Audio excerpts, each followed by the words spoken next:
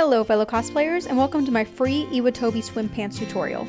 I will be doing race swim pants. I also did a video on how to make Rin swim pants, however the techniques I use in this video will be different, but in my opinion easier than the Rin swim pants tutorial, but I will leave a video to it down in the description below. Using a pair of $10 nylon spandex Danskin pants from Walmart, I put the pants on and with a needle and thread roughly made out the blue lines going down the legs. I only did this for one side. As you can see, there are two seams going down the sides of the leg. In order to fit the pants through the sewing machine, you will need to cut one of these seams. I chose to cut the seam near the back. If your pants only have one seam, then just cut that. If there's an elastic on the pants like mine, you will need to pin these in place on both sides where you made the cut so that they don't go anywhere.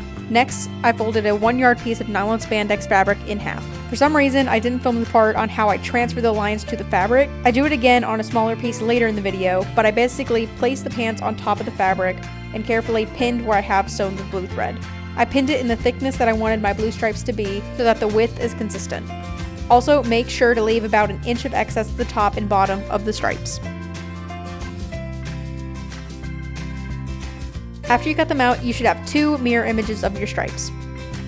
Go ahead and lay them on top of your pants and position them where you want them to go. I roughly pinned the blue stripe where I wanted it to be. When I was happy with the placement, I went back and pinned either side of it to the pants.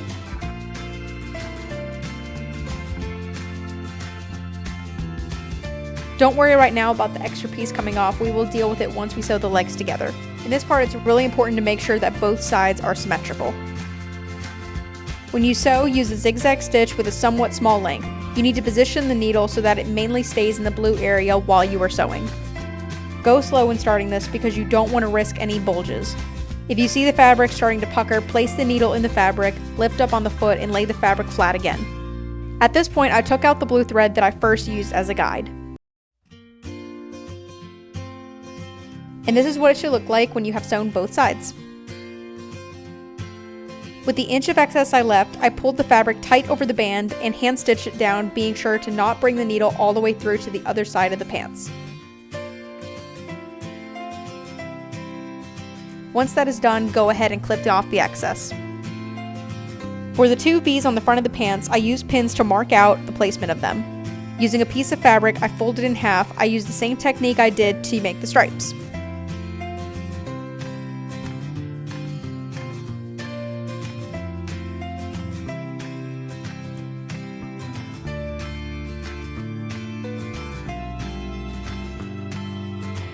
Make sure to leave some excess here as well.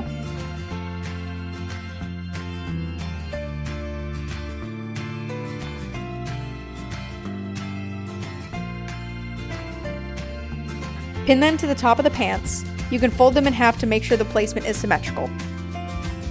And go ahead and sew these two pieces. I pinned the extra blue stripe pieces out of the way because now we can sew the pants back together. Bring the back to the front and sew the pants inside out along the sides we cut with a zigzag stitch. Be careful not to sew the strip when you sew the sides back up. After the pants are sewn back together, you can now pin the extra side pieces and sew them to the pants. This technique can be used for other applique projects and all free swim pants. If you like this video, please give it a thumbs up. Don't forget to subscribe to know when I upload videos. That is it for this video. I wish you all luck on your cosplay adventures.